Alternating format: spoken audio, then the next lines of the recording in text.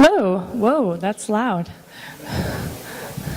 This microphone is loud so that when you ask questions and answers, you can hold it all the way down here and we'll still get you on the recordings, which I'll tell you about in a second.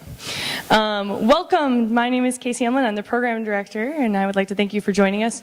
I'd also like to thank you all for bearing with us as we undergo construction. We know it's a little cold in here. We do not have heat yet. So bundle up.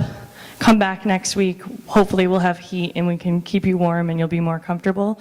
But I'm sure you'll be so riveted by today's Friday Forum that you won't even notice. Thank you. So welcome to the Fall 2010 Friday Forum lecture series entitled Reconstructing the American Dream. Today's lecture is entitled Do Partisan Elections of Judges Produce Unequal Justice When Courts Review Employment Arbitrations? With our guest speaker, Michael LeRoy. Before we get started today, I'd just like to call your attention to a few upcoming YMCA events. On Monday, November 4th, we'll continue our reading discussion series entitled Faith in Food Justice that takes place here at 7 p.m. on Mondays in the chapel. If you're interested in that, there's information at the front desk.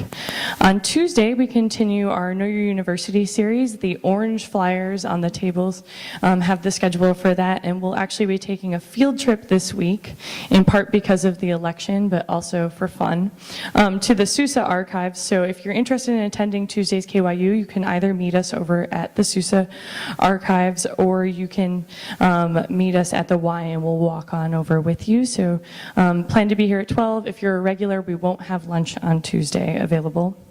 On Thursday, we continue our Global Lens art film series with My Tehran Versailles.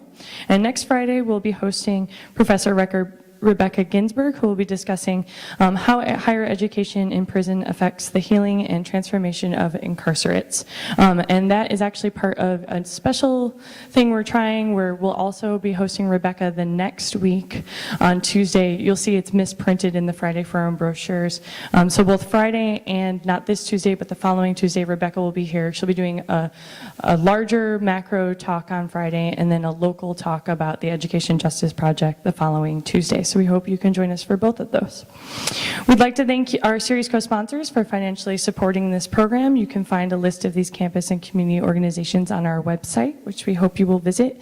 On our website, you can also find past Friday Forum talks that have been uploaded to YouTube. So if you've missed one on the series brochure and it looks particularly interesting to you, please feel free to check it out.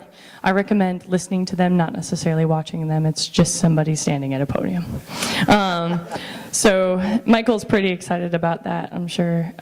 His family is going to be our #1 audience. They're going to boost our ratings on YouTube.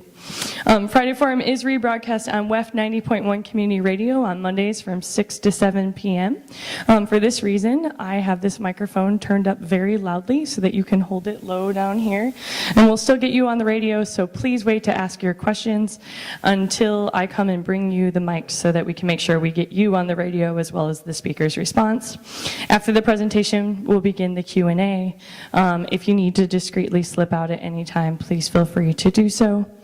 And now it is my pleasure to introduce today's speaker, Michael LeRoy, who is a professor of labor and industrial relations as well as law.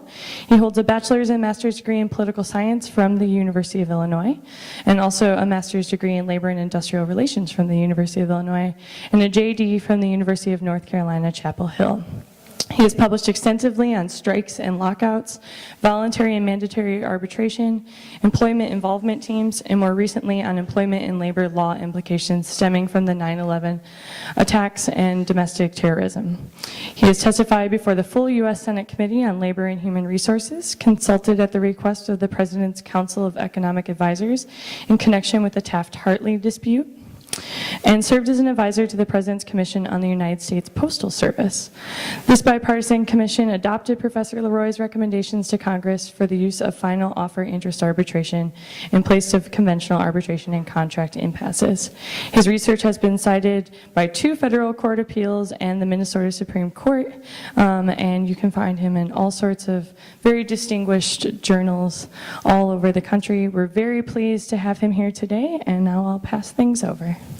Thank you. Thank you. fun to be back home to a place where I used to be seated out here as a graduate student and listen to wonderful speakers, and I hope I do half as well as they did so many years ago. Let me get right to the answer to the question. Yes is the answer. I do find evidence that partisan elections of judges produce unequal justice. If you can picture this talk as something like a trip through a park, the destination is rather modest. So the results are suggestive, they're preliminary, they are not stunning, they are not shocking.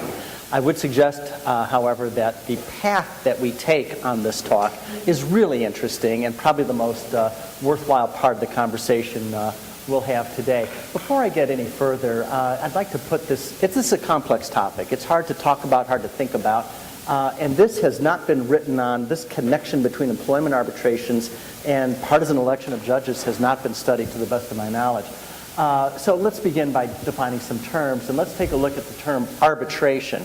Arbitration is a private dispute resolution process. It is a substitute for court. There are two basic models that we have in the United States, voluntary and mandatory. In the labor context, we have voluntary arbitration. A typical setup is a union forgoes a right to strike. In exchange, it has broad access to arbitration and can take disputes before a neutral arbitrator.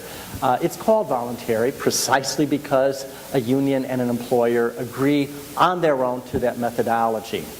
Well, now let me hold up a little piece of plastic. All of you have one of these, probably several of these. It's a credit card. Our credit cards are governed by mandatory arbitration procedures. I would find it difficult to live without this credit card. You would too. I have no power to bargain over the terms and conditions of that credit card. If I can even read the fine print, it will tell me that by signing my name on the back of this card, I agree to submit any dispute to arbitration. It provides for the arbitration service, the method of selecting the arbitrator, the venue, and things of that nature. Over the past 25 years or so, we have seen a proliferation of mandatory arbitration in the employment context.